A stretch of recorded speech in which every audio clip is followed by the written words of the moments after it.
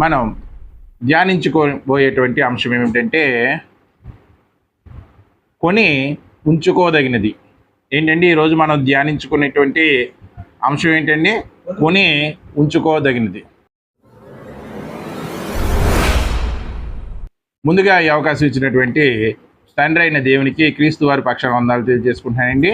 అదేవిధంగా కూడి వచ్చినటువంటి మీ అందరికి కూడా ప్రభునామమున వందనాలు.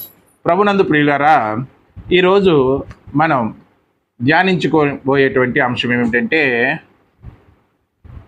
కొని ఉంచుకోదగినది. ఏంటండి ఈరోజు మనం ధ్యానించుకునేటువంటి అంశం ఏంటండి? కొని ఉంచుకోదగినది. ప్రభునందు ప్రియులారా, ఈ భూమి మీద మనిషి బ్రతికేటువంటి 60-70 సంవత్సరాలకు గాను మనిషి తన యొక్క భౌతికపరమైనటువంటి అవసరతలు తీర్చుకోవడానికి అనేకమైనటువంటి వాటిని కొనుగోలు చేస్తూ ఉంటాడు. ఎందుకంటే మనిషి వాటి ద్వారా తన యొక్క అవసరతలను మరియు విలాసాలను తీర్చుకోవాలనే ఉద్దేశంతో మనిషి ఏం చేస్తాడంటే ఈ భూమి మీద అనేకమైనటువంటి వాటిని కొనుగోలు చేస్తూ ఉంటాడు. వాటిలో ముఖ్యంగా మనం ఆలోచిస్తే ప్రభునందు ప్రియులారా, ఈ లోకంలో పొలాలనేవి, అదేవిధంగా గృహాలనేవి, అదేవిధంగా బంగారం అనేది ఎక్కువగా మనిషి తన అవసరతల కోసం, తన విలాసాల కోసము కొనుగోలు చేయడం చూస్తూ ఉంటాం. మనిషి తను జీవించి మరణించిన తర్వాత తను కొనుగోలు చేసి తన దగ్గర ఉంచుకున్నటువంటి ఇవన్నీ కూడా ఎవరు అవుతాయండి? వారి వారసులు అవుతాయి. మరి వారు కూడా వాటిని అనుభవించి తమ అవసరాలు విలాసాలు తీర్చుకొని వారు కూడా తనువును చాలించిన తర్వాత మరి ఎవరు అవుతాయి? వారి యొక్క వారసులు అవుతాయి. అంటే మనిషి కొనుగోలు చేసినవి ఏమవుతున్నాయంటే తరం వెంబడి తరము అలాగా వెళుతూ ఉన్నాయి. వాటి ద్వారా మనిషి ఏం చేస్తున్నాడంటే తన అవసరతలను విలాసాలను తీర్చుకుంటున్నాడు. మరి మనిషి మరణించిన తర్వాత మనిషికి ఏ అవసరత ఉండదా? మనిషి మరణించిన తర్వాత మనిషికి ఎటువంటి అవసరత ఉండదా అంటే మనిషికి ఉన్న ఏకైక అవసరత ఒక్కటే. మరణించిన తర్వాత తన ఆత్మ నరకంలోకి వెళ్లకుండా పరలోకం చేరుకోవడం అనేది మరణించిన తర్వాత మనిషికి ఉన్నటువంటి ఒకే ఒక్క అవసరత. అవునంటారా కాదంటారా? మరి భూమి మీద 60-70 సంవత్సరాలు జీవించడానికి తన అవసరాల కోసం ఎన్నో కొనుగోలు చేసినటువంటి వ్యక్తి ఇదిగో భూములను కొనుగోలు చేశాడు, ఇల్లులను కొనుగోలు చేశాడు, పొలాలను కొనుగోలు చేశాడు, బంగారాన్ని కొనుగోలు చేశాడు. ఇవన్నీ కొనుగోలు చేసినటువంటి వ్యక్తి మరి మరణించిన తర్వాత జీవితం ఉంది అని ఎరుగక తన ఆత్మ కోసం ఏది కొనుగోలు చేయడం లేదు. ఏంటండి? ఆత్మ కోసం పట్టించుకోవడం మానేశాడు. తన తరాల వారికి కూడా ఏం నేర్పిస్తున్నాడు? ఇదిగో ఇవే శాశ్వతమైనవి, ఇవే మీ దగ్గర ఉంచుకోండి, వీటితో మీరు హ్యాపీగా జీవించండి, నేను నా శ్వాస విడుస్తున్నాను అని మనిషి చెబుతున్నాడు. ప్రభునందు ప్రియులారా, ఇప్పుడు ఈ రోజులో ఇలా ఉన్నాయనుకోకండి, లోతు దినాల్లో కూడా ఇదే పరిస్థితులు ఉన్నాయని బైబిల్ చెప్తుంది. చూడండి, లోకాసు వార్త 17వ అధ్యాయము 28వ వచనం. లోకాసు వార్త 17వ అధ్యాయము 28వ వచనం.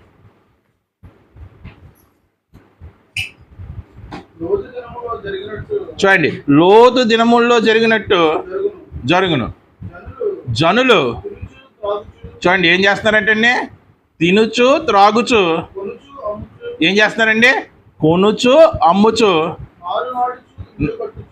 నారు నాటుచు, ఇల్లు కట్టుచు ఉండిరి. అంటే లోతు కాలం నుండి కూడా మనిషి యొక్క ఆలోచన ఏ విధంగా ఉందో చూడండి ప్రభునందు ప్రియులారా. వారు కొనుగోలు చేస్తున్నారు, అమ్ముతున్నారు, నారు నాటుచున్నారు, ఇండ్లు కట్టుచున్నారు, తినుచున్నారు, తాగుచున్నారు. కేవలం ఈ 60-70 సంవత్సరాల్లో వారి యొక్క అవసరతలు తీర్చుకోవడానికి ఏం అవసరం అవుతాయో వాటినే కొనుక్కొని సమకూర్చుకుంటున్నారు.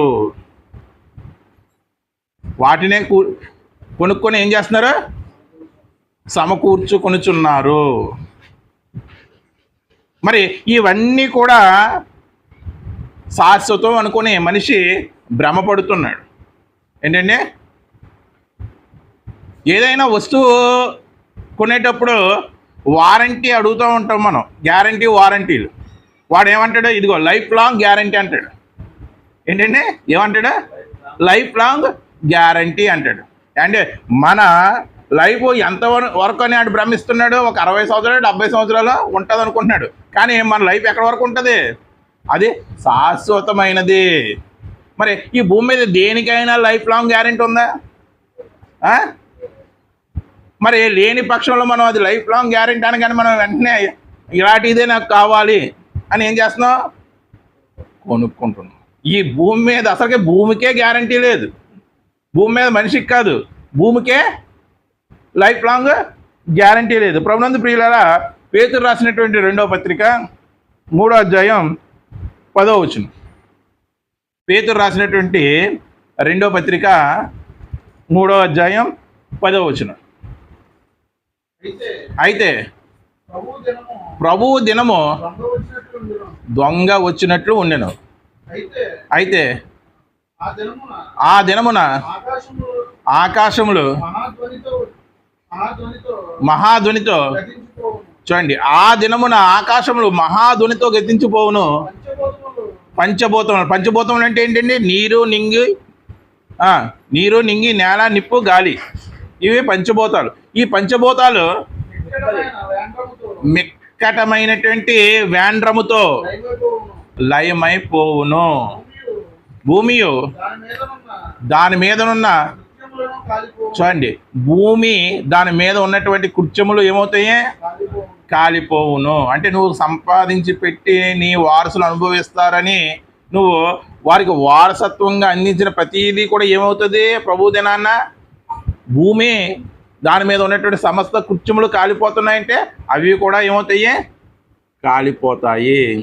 ఏదైతే నీకు లైఫ్ లాంగ్ గ్యారంటీ అని అమ్మారో అవన్నీ ఏమవుతాయి? అగ్నికి ఆహుతైపోతాయి. ఏమవుతాయండి? అగ్నికి ఆహుతైపోతాయి. మరి మన ఈరోజు ధ్యానాంశం ఏంటండి? కొని ఉంచుకోదగినది. మరి ఏది కొన్నా ఈ ప్రపంచంలో చివరికి యేసు 2వ రాకడలో అగ్నితో కాల్చివేయబడుతుంది. మరి మన మెసేజ్ కొని ఉంచుకోదగినది. మరి అగ్నితో కాల్చవేయబడినటువంటి, అగ్ని కూడా వేయలేనటువంటిది మనం కొనుగోలు చేసుకొని మన దగ్గర ఉంచుకోవాలి. ఏమిటది అని ఆలోచిస్తే, ప్రభునందు ప్రియులారా, నేను చెప్పేది కూడా అగ్ని వంటిదే. నేను చెప్పేది కూడా అగ్ని వంటిదే. అదేంటో ఆలోచిద్దాం. సామెతల గ్రంథం 23వ అధ్యాయం 23వ వచనం.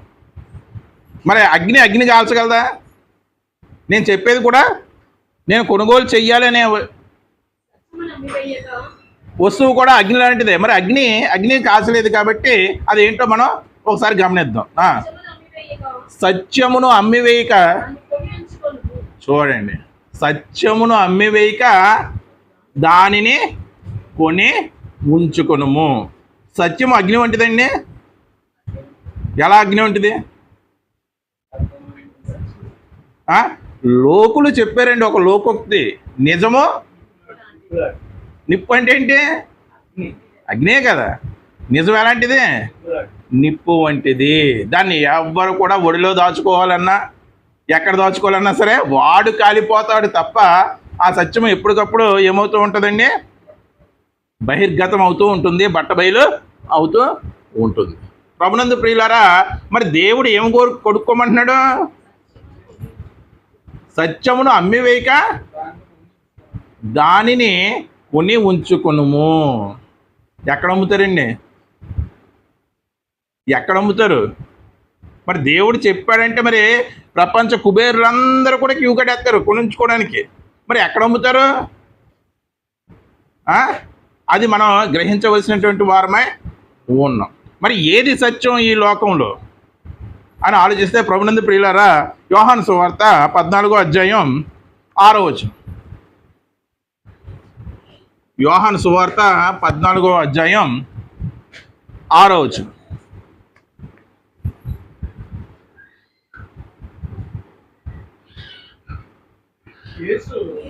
యేసు నేనే మార్గమును సత్యమును జీవమును, నా ద్వారానే తప్ప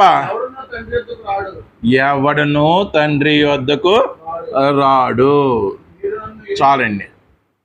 యేసు ప్రభు వారు చెప్తున్నారు, ఈ లోకంలో సత్యం గురించి మీరు అన్వేషిస్తున్నారేమో, ఆ సత్యం ఎవరంటే నేనే. ఏమన్నాడండి? నేనే సత్యమును. అంటే ఇప్పుడు సత్యము అంటే ఎవరని తెలుస్తుందండి? సత్యము అంటే ఎవరని తెలుస్తుందండి? యేసు ప్రభు వారని తెలుస్తుంది. యేసు ప్రభు వారని తెలుస్తుంది. అంటే సత్యమును కొనాలంటే యేసు ప్రభు వారిని కొనాలా? ప్రభునందు ప్రియులారా, ఆలోచించండి. యేసు ప్రభు వారిని కొనగలమా మనం? ఈ లోకంలో సిరి సంపదలు ఎన్ని ఇచ్చినా సరే ఆయన్ని కొనలేము. మరి సత్యమును ఏ విధంగా కొనాలి అని ఆలోచిస్తే మనం ముందుకు వెళ్ళే కొలది మనకి అర్థమవుతుంది. ప్రభునందు ప్రియులారా, సత్యం అంటే బైబిల్ చెప్తున్నటువంటి మరొక భాష ఏంటో ఒకసారి ఆలోచించండి. యోహాను సువార్త 17వ అధ్యాయము 17వ వచనం. యోహాను సువార్త 17వ అధ్యాయము 17వ వచనం.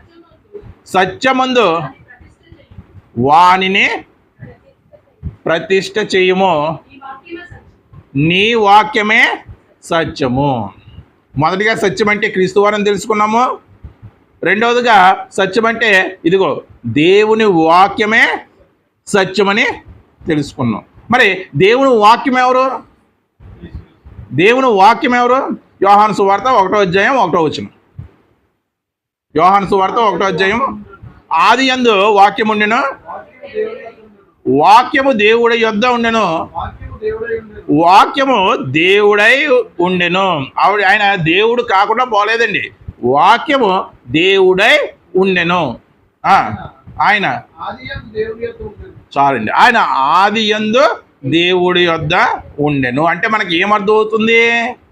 యేసుక్రీస్తు వారే వాక్యము, వాక్యమే యేసుక్రీస్తు వారు, వాక్యమే దైవ స్వరూపం అని అర్థమవుతుంది. అంటే ఇప్పుడు మనం ఆలోచిస్తే ప్రభునందు ప్రియులారా, ప్రపంచంలో ఉన్న వారందరికీ కూడా సత్యం అంటే తెలుసా? అతి కొద్ది మందికే తెలుసు. మనం కొంతమందిని చూసి జ్ఞానులు అనుకుంటాము, కొంతమందిని చూసి గొప్ప అధికారం కలిపిన వారు అనుకుంటాము, కొంతమందిని చూసి చాలా కీర్తి గడించినటువంటి వారము అనుకుంటాం. కానీ వారు ఎవ్వరికి కూడా సత్యం అంటే ఏమిటో తెలియనే తెలియదు. కొంతమందికే సత్యము అనే అనుభవం ఉంది. దానికి ఉదాహరణగా బైబిల్లో ఒక గొప్ప అధికారి సత్యం అంటే ఏంటో నాకు తెలియదు అని అడుగుతున్నాడు యేసు ప్రభు అని. ఏమంటున్నాడండి?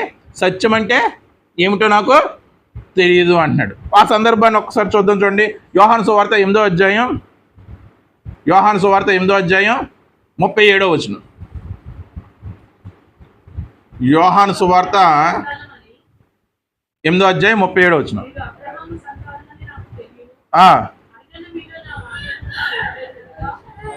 క్షమించండి, యోహాను సువార్త 18వ అధ్యాయం 37వ వచనం. యోహాను సువార్త 18వ అధ్యాయం 37వ వచనం. అందుకు పిలాతు, నువ్వు రాజువా? ఆయనను అడుగుగా, యేసు నువ్వన్నట్టే నేను రాజునే. చూడండి, సత్యము గురించి సాక్ష్యం ఇచ్చుటకు. చూడండి, యేసు ప్రభు వారు ఎందుకు పుట్టారంటండి? ఒకసారి ఆగండి. యేసు ప్రభు వారు ఎందుకు పుట్టారంట? సత్యమును గురించి సాక్ష్యం. మనకి ఇప్పటి వరకు యేసు ప్రభు వారు ఎందుకు పుట్టారంటే పాపులను రక్షించుటకు, తన ప్రజలను పాపం నుండి విడిపించుటకు పుట్టారని తెలుసుకున్నాం. కానీ ఇక్కడ ఈ వాక్యం ఏం నేర్పిస్తుంది?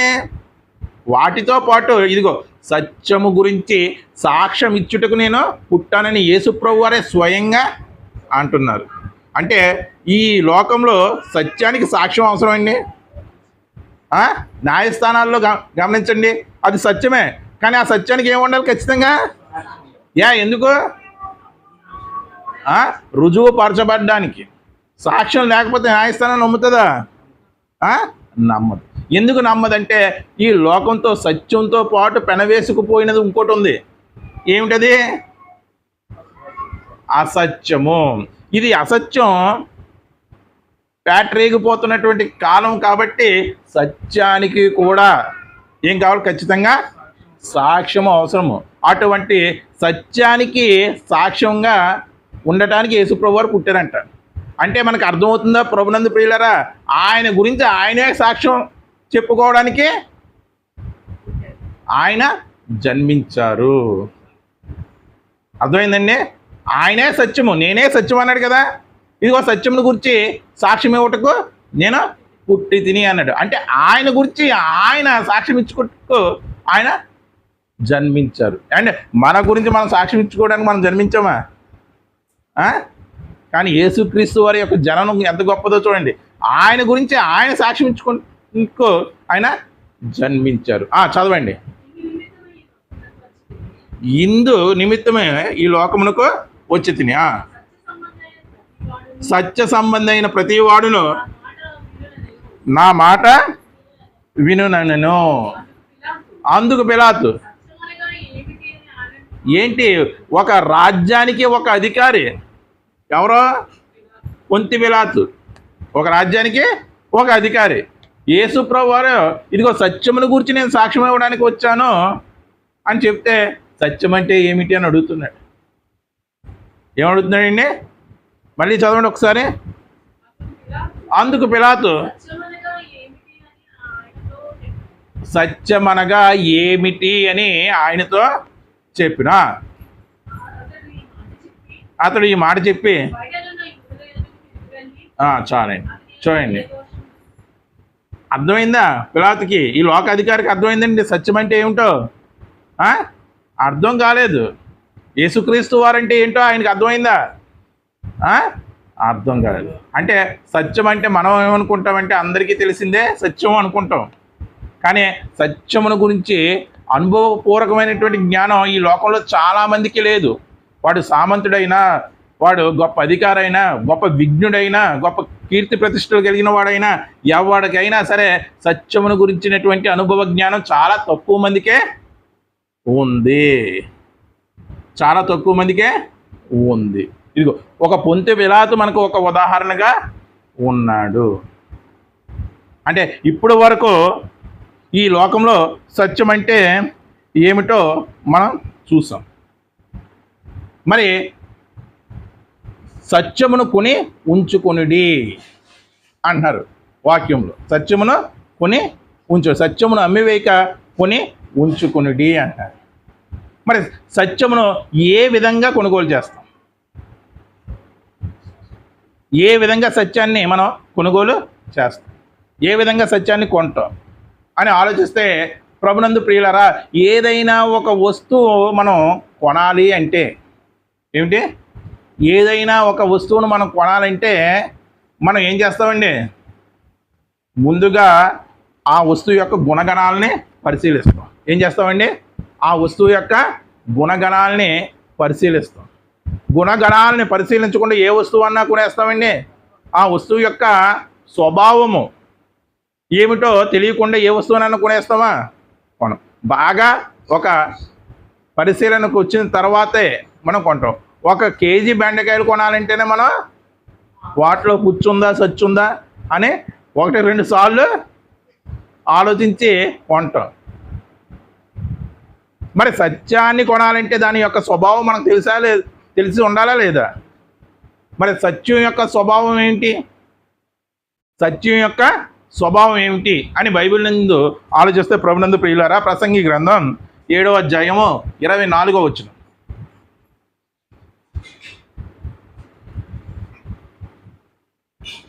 ప్రసంగి గ్రంథం 7వ అధ్యాయం 24వ వచనం. సత్యమనున్నది దూరముగాను బహు లోతుగాను ఉన్నది. చూడండి, దానిని పరిశీలన చేయగలవాడు ఎవడు అండి. సత్యం అనేది బహు దూరముగాను బహు లోతుగాను ఉన్నది. అంటే సత్యం యొక్క స్వభావం బైబిల్ చెప్తుంది. ఎలా ఉందంట సత్యం అనేది? నీ దగ్గర లేదు, నీ దగ్గర లేదు, అది చాలా దూరంగా ఉంది. నువ్వు ఆలోచించేటువంటి పైగా అది లేదు. ఎలా ఉంది? చాలా లోతుగా ఉంది. అంటే విలువైంది ఎప్పుడు కూడా మనకు దూరంగానో లోతుగానో ఉంటుంది. భూమిలో ఖనిజ సంపద ఎక్కడ ఉంటుంది? పైన ఉంటుందా? ఒక బంగారం కానివ్వండి, ఒక వజ్రం కానివ్వండి, ఒక బొగ్గు కానివ్వండి, ఈ ఖనిజ సంపదలు అన్నీ కూడా ఎక్కడ ఉంటాయి? ఎందుకు? అది చాలా విలువైంది కాబట్టి. వాటికన్నా విలువైంది ఏంటి? సత్యము. అది ఎలా ఉంటుందంట? చాలా దూరంగా ఉంటుందంట, చాలా లోతుగా ఉంటుందంట. మరి ఖనిజ సంపద కోసం మనిషి ఏం చేస్తున్నాడు? అది ఎక్కడున్నా సరే, ఎంత దూరంలో ఉన్నా సరే వెళ్ళి వాటిని అన్వేషిస్తున్నాడా లేదా? మొదట ఏం చేస్తాడు? ఏ ప్రదేశంలో ఉన్నాయో అన్వేషిస్తాడు. అది మన దేశంలోనే ఎంతో దూరమై ఉండొచ్చు. వెళ్ళి ఏం చేస్తాడు? అన్వేషిస్తాడు. అన్వేషించిన చోట దొరికేద్దా? పైన దొరకదు. ఇక్కడ ఉంది అని మెటల్ డిటెక్టర్తో ఏం చేస్తారు? ఖనిజాలు ఎలాగా తెలుస్తుందండి ఇక్కడ ఉన్నదని? ఒక రకమైనటువంటి యంత్రాలతో, మెటల్ డిటెక్టర్స్తో, అత్యాధునిక యంత్రాల సహాయంతో, ఇదిగో ఇక్కడ మాంగనీస్ గనులు ఉన్నాయి, ఇక్కడ మైకా గనులు ఉన్నాయి, ఇక్కడ బొగ్గు గనులు ఉన్నాయి అని చెప్పి ఏం చేస్తారో ఆ లోతుగా ఉన్నటువంటి విలువైనటువంటి ఖనిజ సంపద కొరకు ఎంతో కష్టపడతాడు. సముద్రం అడుగున ఖనిజ సంపద ఉందా లేదా? మరి వాటికి గురించి కూడా మనిషి కష్టపడతాడా లేదా? ప్రాణాలకు తెగించి. అండి నీటిలో ఆక్సిజన్ ఉంటుందండి? ఉండదు. అయినప్పటికీ కూడా ఆక్సిజన్ సిలిండర్లు పెట్టుకొని భూమి యొక్క అంతర్భాగంలోకి, సముద్రం యొక్క అంతర్భాగాల్లోకి దిగి వాటిని వెలికి తీయడానికి ఎంతో కష్టపడుతున్నాడు. మరి వీటినే ఈ విధంగా కష్టపడుతున్నప్పుడు సత్యముల గురించి ఆ విధమైనటువంటి కష్టం పొందవలసినటువంటి అవసరం ఉందా లేదా? ఆ తేలిగ్గా ఎవరైనా అమ్మేస్తారా? ఎవరు అమ్మరు. కొలస్సీ పత్రిక 2వ అధ్యాయం 3వ వచనం. అపోస్తుడైన పౌలు కొలస్సీలకు రాసిన పత్రిక 2వ అధ్యాయం 3వ వచనం. బుద్ధి జ్ఞాన సర్వ సంపద. బుద్ధి జ్ఞానం అంటే ఏంటండి? సత్యమే కదా. బుద్ధి జ్ఞానం ఒకళ్ళలో ఉందంటే వాళ్ళ సత్యం ఉంటుందా లేదా? ఉండదా? ఖచ్చితంగా ఉంటుంది. ఒకటి బుద్ధి జ్ఞానం ఉందంటే ఖచ్చితంగా వాళ్ళు ఏముంటుంది? సత్యం ఉంటుంది. బుద్ధి జ్ఞానం ఒకళ్ళు లేదంటే వాళ్ళు ఖచ్చితంగా ఏముంటుంది? బుద్ధి జ్ఞాన సర్వ సంపదలు ఆయన యందంటే ఎవరు? క్రీస్తునందు గుప్తములై ఉన్నాయి. గుప్తము అంటే ఏంటి అర్థం? నిక్షిప్తమై ఉన్నవి, దాగి ఉన్నవి. అంటే సత్యము ఆయనలోనే దాగి ఉన్నది. బుద్ధి జ్ఞాన సర్వ సంపదలు ఆయన యందే గుప్తములై ఉన్నాయి. కనపడవయ్యి, కనపడతాయా? గుప్తం అంటే ఏంటి? రహస్యంగా దాచిపెట్టబడి ఉన్నాయి. ఇప్పుడు గుప్త నిధి అంటారు. ఏంటంటే గుప్త నిధి అంటే యేసుక్రీస్తు వారు ఎటువంటి వారు? సత్యం యొక్క స్వభావం ఏంటి? గుప్త నిధి లాంటిది మాట సత్యం. ఆ గుప్త నిధి తవ్వడానికి ఎంత కష్టపడతారు? చాలా కష్టపడతారు. తవ్వి తవ్వి తవ్వి తవ్వి ఎప్పుడో రాజులు ఆ కాలంలో వారి సంపదని యుద్ధ సమయంలో దాచుకోవడానికి లంకె బిందుల్లో గట్ట పెట్టి భూమిలో పాతేసేవారు. వాటిని సాధించడానికి ఈరోజు కూడా మనుషులు తాపత్రయపడుతున్నారా లేదా? దేనికోసం? గుప్త నిధులు కోసం. మరి ప్రపంచానికి నిజమైనటువంటి గుప్త నిధి ఎవరు? యేసుక్రీస్తు వారు. మరి ఆ గుప్త నిధిని మనం సాధించాలంటే మనం కూడా ఏం చేయాలి? ఆయనలో ఉన్నటువంటి గుప్త నిధి ఏంటి? ఇదిగో సత్యం అనేది, జ్ఞానం అనేది, బుద్ధి అనేది ఆయనలో నిక్షిప్తమై ఉన్నది. దానిని తవ్వితేనే మనకి అది లభిస్తుంది. అది ఎంత దూరంగా ఉన్నా సరే మనం అన్వేషించాలి, ఎంత లోతుగా ఉన్నా సరే దాన్ని ఏం చేయాలి, తవ్వాలి. అంటే సత్యం యొక్క స్వభావం మనకు అర్థమైందా లేదా? సత్యం అంటే మనం కొనుగోలు చేయబోయేటువంటి వస్తువు ఏంటి చెప్పండి, మర్చిపోయినట్టు. సామెతలు 23:23 ఒకసారి చదవండి. సత్యమును అమ్మివేయక దానిని కొనుగోలు చేసి నీ యొద్ద ఉంచుకొనుము. అంటే మనం కొనుగోలు చేయవలసింది ఏమిటి? కొని ఉంచుకోదగినది ఏమిటి? సత్యము. సత్యమును అమ్మివేయక దాన్ని కొని ఉంచుకొనుము. సరే, సత్యం యొక్క స్వభావం ఎటువంటిదో తెలుసుకున్నాం. ఏదైనా ఒక వస్తువును కొనాలంటే దాని యొక్క గుణగణాలు, దాని యొక్క స్వభావం తెలుసుకోవాలి. మరి సత్యమును కొనుగోలు చేయబోతున్నాం, దాని యొక్క స్వభావాన్ని తెలుసుకున్నాం. ఎలా కొనుగోలు చేయాలి? సత్యం అంటే ఏం తెలుసుకున్నాం? వాక్యము. వాక్యమే సత్యము. క్రీస్తు వారే సత్యము. క్రీస్తు వారిని మనం ఏ విధంగా సరే కొనుగోలు చేయగలమా? ఒకవైపు క్రీస్తు వారిని పెట్టి లోకంలో సర్వసంపదలు పెట్టినా సరే, తులాభారం వేసినా సరే అవి సరితూగవు, మరి కొనుగోలు చేయవు. మరి ఆయన రూపంలో మరొకటి ఉంది, ఏమిటి? ఆయన రూపంలో మరొకటి ఉంది, ఏంటి? వాక్యము. ఏంటండి? ఆయన రూపంలో మరొకటి ఉంది, దాన్ని కొనుగోలు చేయగలమా? ఒక విధంగా దానిని కొనుగోలు అంటే ఇక్కడ దానిని మనలో ఇముడ్చుకోవడం అర్థం. కొనుగోలు అంటే దానిని మనలో ఇముడ్చుకోవడం. ఏదైనా ఒకటి కొనుగోలు చేసి మన ఇంట్లో ఇముడ్చుకుంటామా లేదా? దాన్ని ఇముడ్చుకుంటామా లేదా? మరి వాక్యాన్ని మనలో ఇముడ్చుకోవచ్చా? ఎలా ఇముడ్చుకోవచ్చు? క్రీస్తు వారిని మనం కొనుగోలు చేయలేం. ఇస్కరియోతు యోధ అమ్మేశాడు. నిజంగా అమ్మబడ్డా? ఎవరైనా కొనుక్కోగలరా? ఆయన అంతటా ఆయనే ప్రాణం పెట్టాడు. ఒక విధంగా చెప్పాలంటే ఆయనే మనల్ని కొన్నాడు, తన స్వరక్తం ఇచ్చి. అంటాడు కదా, మీరు విలువ పెట్టుబడి కొన్నవారు. పితృపారమైనటువంటి మీ వ్యర్థ ప్రవర్తనను విడిచిపెట్టినట్లుగా వెండి బంగారం వంటి క్షయమగు వస్తువుల చేత మీరు విమోచించబడలేదు. ఇదిగో నిష్కలంకమును అమూల్యమైనటువంటి క్రీస్తు యేసు వారి యొక్క రక్తముతో మీరు విమోచించబడితే, కొనుగోలు చేయబడితే. ఆయన మనల్ని కొన్నారు. ఆయన మళ్ళీ మనం ఎటువంటి పరిస్థితుల్లో కొనలేము. ఆయన యొక్క వాక్యాన్ని మనం కొనవచ్చు. ఎలాగా? దేనితో? ఆయన వాక్యాన్ని ఎలా కొనవచ్చు? ఇది ఆత్మీయార్థం తీసుకోవచ్చండి.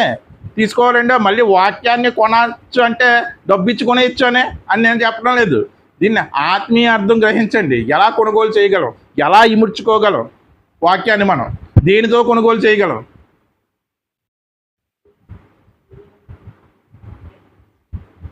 ఎలా కొనుగోలు చేయగలం అంటే, ప్రభునందు ప్రియులారా గమనించండి. ఎఫెసీ పత్రిక 5వ అధ్యాయం 15వ వచనం. ఎఫెసీ పత్రిక 5వ అధ్యాయం 15వ వచనం. దినములు చెడ్డవి కనుక సమయమును పోనీయక సద్వినియోగం చేసుకొనుచు అజ్ఞానుల వలె కాక జ్ఞానుల వలె నడుచుకున్నట్లు జాగ్రత్తగా చూసుకున్నవి. చూడండి, దినములు చెడ్డవి గనుక చూడండి, దేన్ని పోనివ్వద్దు అంటాడండి దేవుడు? సమయమును పోనీయక సద్వినియోగం చేసి. దేంట్లో సద్వినియోగం చేసుకోవాలి? సమయాన్ని దేనితో సద్వినియోగం చేసుకోవాలి, దేనిలో సద్వినియోగం చేసుకోవాలని ఆలోచిస్తే, ప్రభునందు ప్రియులారా, ఈ లోక యొక్క విలాసాలలో కాదు, ఈ లోకం యొక్క భోగభాగ్యాల్లో కాదు మనం సద్వినియోగం చేసుకోవాల్సింది.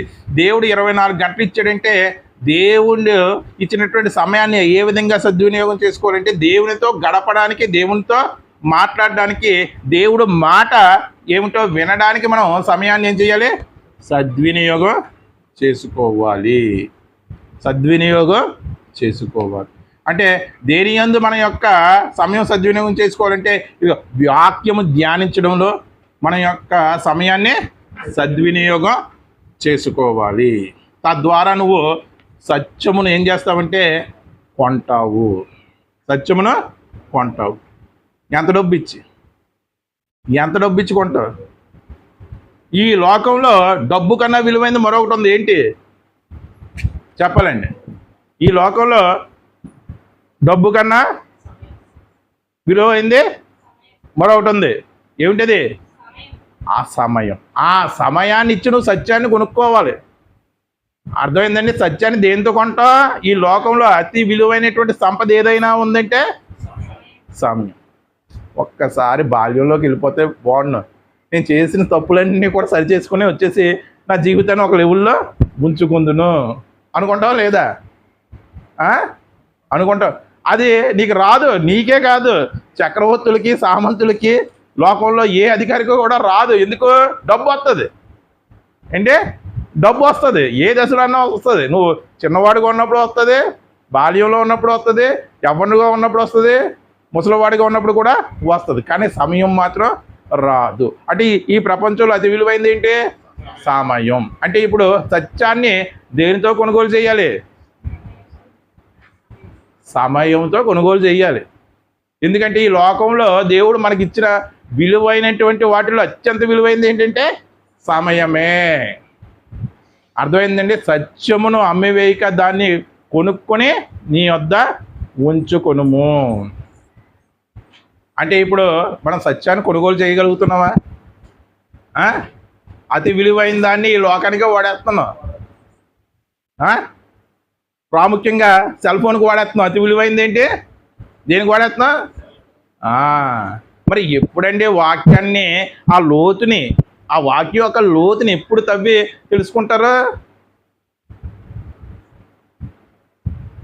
వాక్యమే సత్యము. వాక్యమే ఏంటి? సత్యమై ఉన్నది. సత్యమందు వాడిని ప్రతిష్ఠ చేయము. నీ వాక్యమే సత్యం. సత్యం అనేది ఎలా ఉంది? బహు లోతుగా ఉంది. బహు లోతుగా దూరంగా ఉంది. మరి దాన్ని తవ్వి తీయాలి కదా. మరి తవ్వుతున్నాం వాక్యాన్ని, దాని యొక్క లోతుని, దాని యొక్క స్వభావాన్ని తెలుసుకుంటున్నామంటే దానికి కావాల్సింది ఏంటంటే దానికి కొద్దిగా సమయాన్ని వెచ్చించాలి. కొద్దిగా కాదు, మనకు వీలైనంత సమయాన్ని వెచ్చించాలి. అలా వెచ్చించినంత వరకు కూడా నువ్వు సత్యాన్ని కొనడం లేదు. నువ్వు వెచ్చించడం లేదంటే అర్థం ఏంటి? నువ్వు సత్యాన్ని కొనడం లేదు. నువ్వు దేన్ని కొంటున్నావు? అసత్యాన్ని కొంటున్నావు. తద్వారా సత్యాన్ని నువ్వు ఏం చేస్తున్నావు? అమ్మే వేస్తున్నావు. అదే చెప్తున్నాడు సామెతలు 23:23లో. సత్యమును అమ్మివేయక. అమ్మివేసేవారు ఎవరు? ఇది అసత్యాన్ని కొనేవారు. అసత్యాన్ని కొనేవారు. సత్యమును అమ్మివేయక దాన్ని కొనుక్కొని నీ దగ్గర ఉంచుకునుము. దేంతో కొనుక్కోవాలంటే ఇదిగో సమయంతో కొనుక్కోవాలి. ఎందుకంటే అదే అత్యంత విలువైనది. మరి పరిశీలన చేస్తున్నారండి వాక్యాన్ని, దాని లోతుల్లోకి వెళ్ళి ఈరోజు పరిశీలన చేస్తున్నారండి. సేవకుడు ఏది చెప్తే అదే నిజం అనుకుంటున్నాడు. తద్వారా అపవాది ఏం చేస్తున్నాడు? అసత్యంలోనికి తీసుకువెళ్ళిపోతున్నాడు. అనేకుల్ని నరకపాలు చేస్తున్నాడు. దీనికి కారణం ఏంటి? మనం సత్యమును కొనుగోలు చేయకపోవడం, దాన్ని మన దగ్గర ఉంచుకోకపోవడం.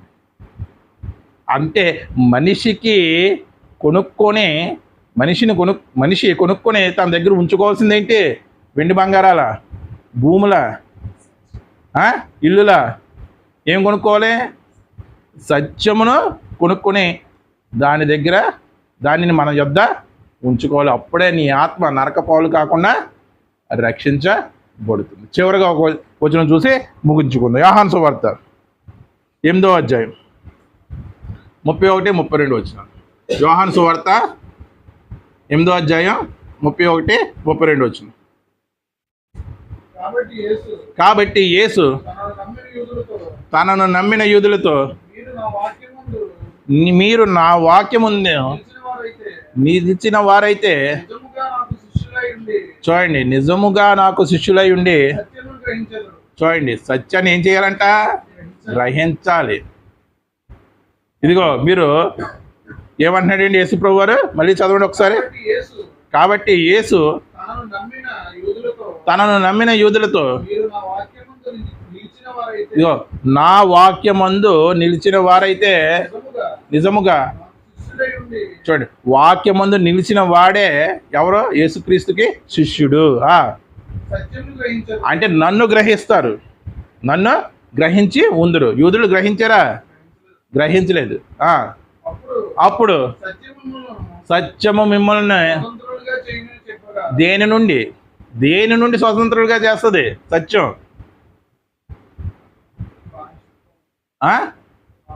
నరకం నుండి స్వతంత్రులుగా చేస్తుంది. నరకం అనే బానిసత్వం నుండి మనల్ని స్వతంత్రులుగా చేస్తుంది. అప్పుడు సత్యం మిమ్మల్ని ఏం చేస్తుందంట? స్వతంత్రులుగా చేయును.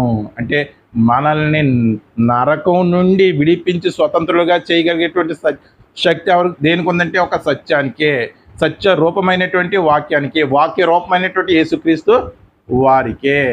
మరి అటువంటి వాక్యాన్ని మనం ఏం చేయాలి? సమయాన్ని వెచ్చించి ఆ సమయంతో కొని మన దగ్గర ఉంచుకుంటేనే మనకి ఏంటి? ఎటర్నల్ లైఫ్, నిత్య జీవం.